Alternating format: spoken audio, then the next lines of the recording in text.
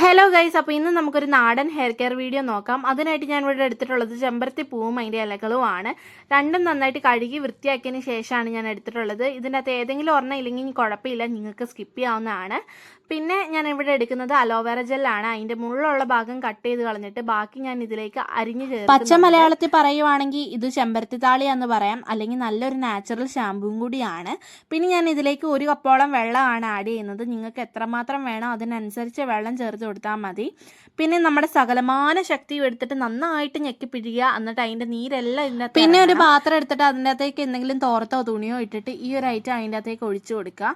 എന്നിട്ട് നന്നായിട്ട് ഞെക്കി പിഴിഞ്ഞ് അതിൻ്റെ ജെല്ലെടുക്കുക. അപ്പോൾ ഇത്ര മാത്രം ചെയ്താൽ മതി. പിന്നെ നിങ്ങളുടെ തലയിലോട്ട്, സ്കാൽപ്പിലേക്ക്, മുടിയിലേക്കൊക്കെ നന്നായിട്ട് അപ്ലൈ ചെയ്തിട്ട് മുകളിലോട്ട് കെട്ടി വെച്ചാൽ മതി. പിന്നെ ഒരു 15 മിനിറ്റിന് ശേഷം വാഷ് ചെയ്യാവുന്നതാണ്. ഞാൻ കെട്ടി വെച്ചപ്പോൾ എന്നെ കാണാൻ ഒരുമാതിരി സന്യാസീനെ പോലെ ഉണ്ട്. അപ്പോൾ അത്രേ ഉള്ളൂ. എല്ലാവരും ട്രൈ ചെയ്ത് നോക്കണേ. ബായ്.